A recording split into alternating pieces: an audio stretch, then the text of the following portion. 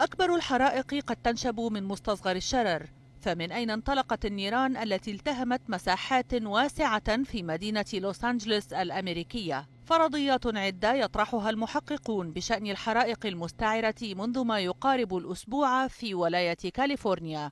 أكثرها كلاسيكية هي فرضية التغير المناخي وما صاحبه من أمطار غزيرة في السنوات الماضية، ما أدى لنمو كثيف في الغابات تبعته أشهر من الجفاف الذي حول الأشجار إلى مواد قابلة للاشتعال. لكن الرياح تلقت اللوم الأكبر، إذ غالبا ما تكون ساخنة وجافة في هذا الوقت من العام. ويقول خبراء إنها لا تكتفي بتأجيج النيران ونشرها، بل تحمل معها أيضا الجمر المعروف باسم الشظايا النارية، والتي تمثل السبب الرئيسي لتأثر المباني أثناء حرائق الغابات، إذ لا شيء يوقفها. وتزيد تضاريس المنطقة الجبلية من خطر حرائق الغابات التي تنتشر بسرعة كبيرة عند صعودها إلى الأعلى، بينما تمثل الأخاديد والوديان عائقا يجعل من الصعب وربما من المستحيل مواجهتها، كما تصعب عمليات الإجلاء. وفي حين أن البرق هو المصدر الأكثر شيوعا للحرائق في الولايات المتحدة وفقا للجمعية الوطنية للحماية من الحرائق،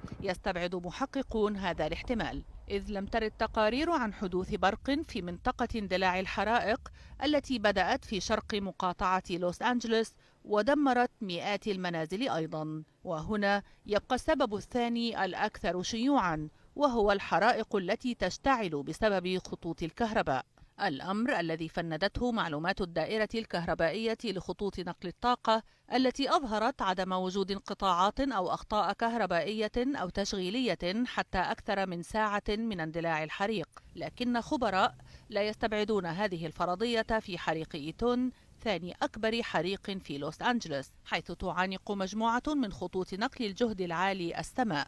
ووسط كل تلك الاحتمالات توجه التحقيقات الأنظار الآن إلى العامل البشري، وتشير الإحصاءات إلى أن أكثر من 95% من الحرائق يشعلها الإنسان، وأن الحرق العمد قد يكون من بين الأسباب.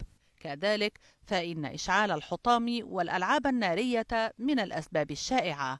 وتندلع الحرائق في المناطق المشجرة على أطراف لوس أنجلوس طوال الوقت، وكثير منها ناجم عن غير قصد من قبل مشردين، لكنها نادرا ما تتحول إلى حرائق مدمرة بسبب نقص الرياح العاتية.